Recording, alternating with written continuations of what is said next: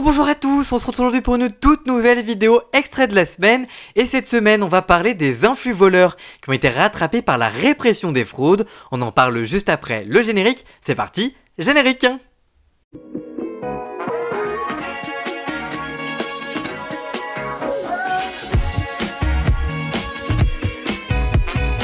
Ilan Castronovo, Simon Castaldi, Capucine Anav, Anthony Matteo ou encore Gaëtan Debled et Léa Monchivecourt sont visés par des injonctions de la Direction Générale de la Répression des Fraudes, la DGCCRF. Ils sont rappelés à l'ordre à la suite de pratiques commerciales frauduleuses. Dans chacune de ces injonctions, la DGCCRF mentionne que les influenceurs ont été, je cite, rémunérés par des partenariats commerciaux pour promouvoir leurs produits. Seul problème, les communications au profit de ces marques n'indiquent pas leur intention commerciale.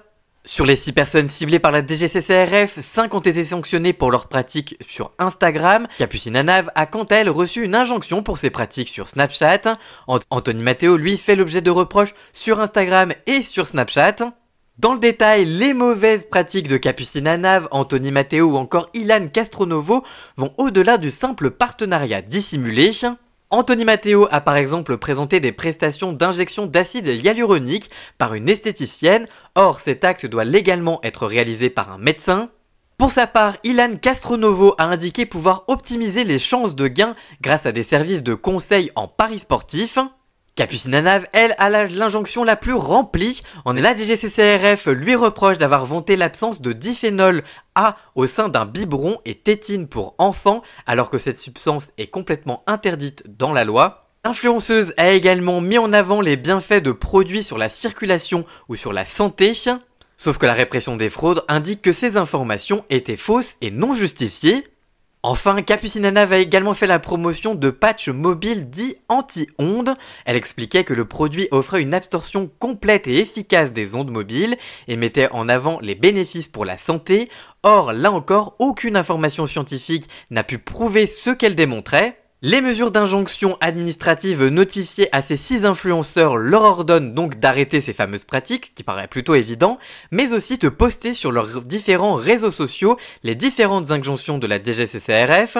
Ilan Castronovo et Simon Castaldi avaient été les premiers à le faire sur Instagram dès le jeudi 1er juin. Capucine Anav, elle, l'a fait le lendemain, le vendredi matin.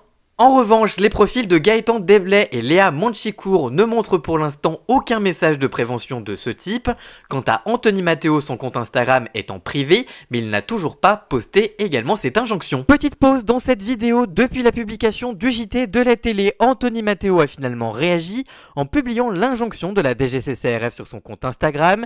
Il écrit qu'il est content qu'on puisse enfin réguler les pratiques sur internet, car certains sont allés trop loin, mais que lui n'a jamais volé qui que ce soit et qu'il a toujours essayé de proposer des choses qui lui ressemblaient, mais il reconnaît tout de même des erreurs dans ses publications, assurant qu'il ne savait pas qu'il était obligatoire de mentionner le caractère commercial de certains de ses posts à l'époque.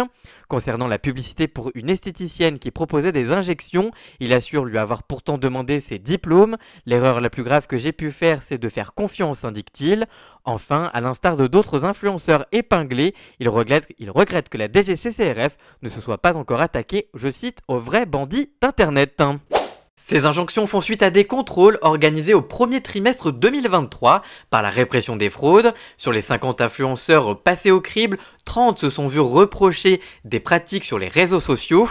L'annonce avait été faite par Bruno Le Maire, le ministre de l'économie, le 3 mai dernier, et il avait déclaré « Nous allons donner des noms ». Il semble donc que c'est à travers ces injonctions que les influenceurs n'ayant pas respecté les règles ont donc été pointés du doigt.